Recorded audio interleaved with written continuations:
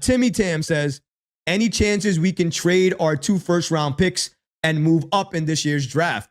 Very, very good question, Timmy. I appreciate you. We're actually going to spend some time on this comment, so I appreciate you asking it. So with the Knicks this year in the upcoming draft, so as you know, draft day is coming up. It is June 26th, and this year's draft is 2-day, 2-part special. Draft day part 1 for the first rounders is going to be on June 26th. The second rounders are on June 27th. Very good. First time this is happening. And with that, we actually get to appreciate the players just a little bit more. We get to appreciate the first rounders more and definitely get to appreciate the second rounders more. The thing with the second rounders as well, too, very important to mention this. With the second rounders, they can be signed to multiple year contracts now. That's probably music to Leon Rose's ear. And the Knicks have an early pick there, pick 38.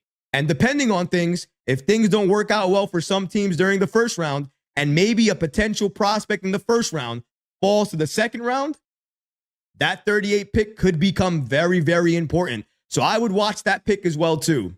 But a lot of the reports are already indicating that the Knicks are looking to trade their picks in this year's draft in order to get a star or a superstar, or maybe a very impactful player.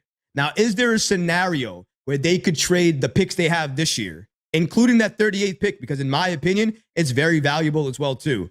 All of those picks, Mitchell Robinson, Bojan Bogdanovic, and maybe another player, maybe Deuce or somebody like that, and then try to get another star or impactful player on this team. Yeah, I can absolutely see them doing that headed into draft night. And even on draft night, I can see them doing that as well, too. It all depends on who the player is, the right fit, and also the overall cost for that type of player.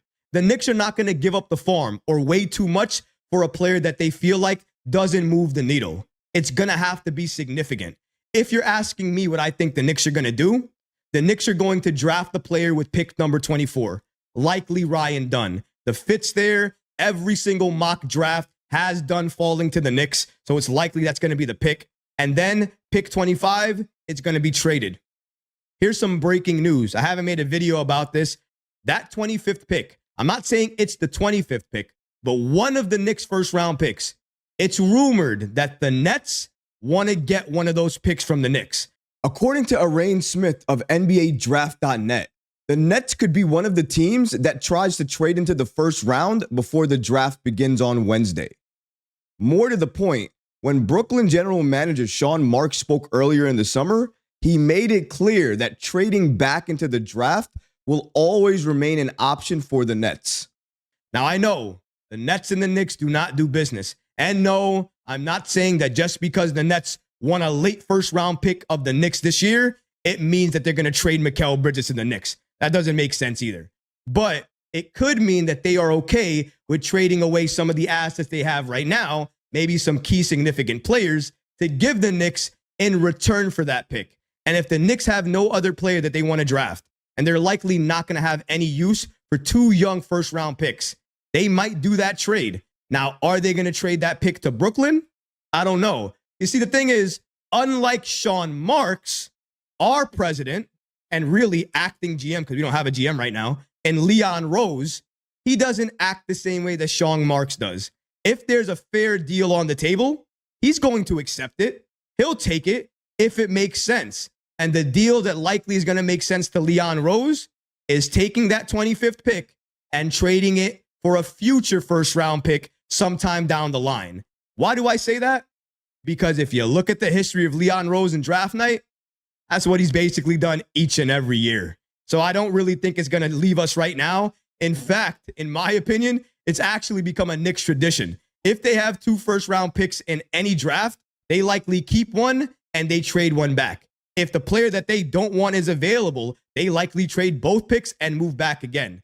But they're likely going to trade that 25th pick and they're going to draft another player at number 38 in the second round. One of the main reasons they would do it is because of the multi-year contract you can offer second-round picks. That is everything. That's a game changer. That's the first time you can do that. And Leon Rose, this is how it sounds to Leon Rose. So you're telling me I can get an impactful rookie on this team and I can have him for multiple seasons and not have to pay him a lot, even if he gets really, really good?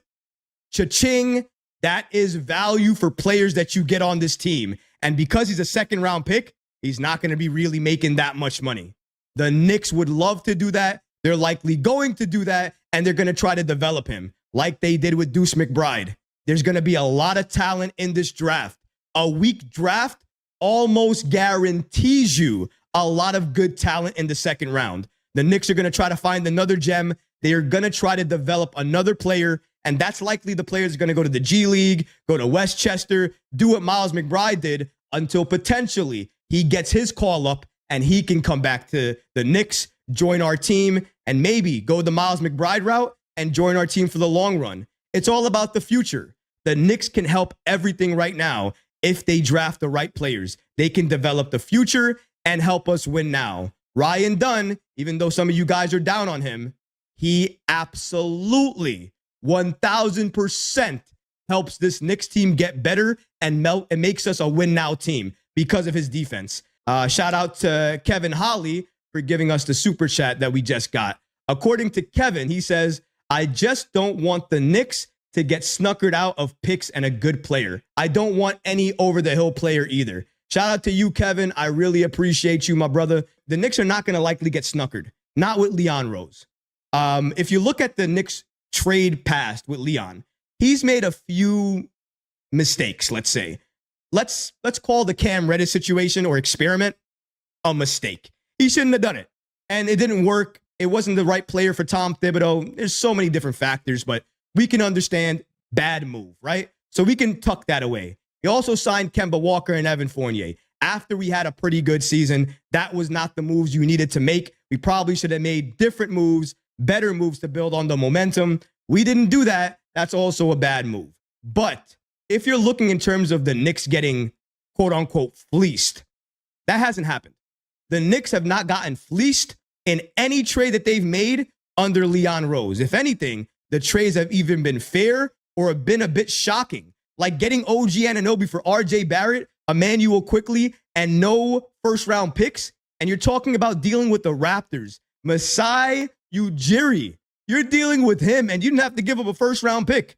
Sure, you had to give up an early second, but you didn't have to give up a first. That's important here because now you're set up right now to make the major trade that you wanted to make all along. Leon Rose has been setting up for that. He's not going to be taken advantage of or anything like that. If anything, he's looking to do that to another team. He wants to take advantage of another team and get their star at a significantly less cost. Leon is somebody that we can trust. He gave us OG Anunoby. We have all our first-round picks. He got Bojan and he got Alec Burks. Both of them still help us. Bojan more than Burks because right now, once the Knicks pick up his option, because let's face it, they absolutely will, he's a trade piece. He's basically Evan Fournier. Only thing is, the Knicks can actually play him. If you enjoyed these clips from the live show, be sure to subscribe to the channel and have notifications turned on so you don't miss any new episodes or when we go live. Thanks for watching, Knicks fans, and until next time, peace.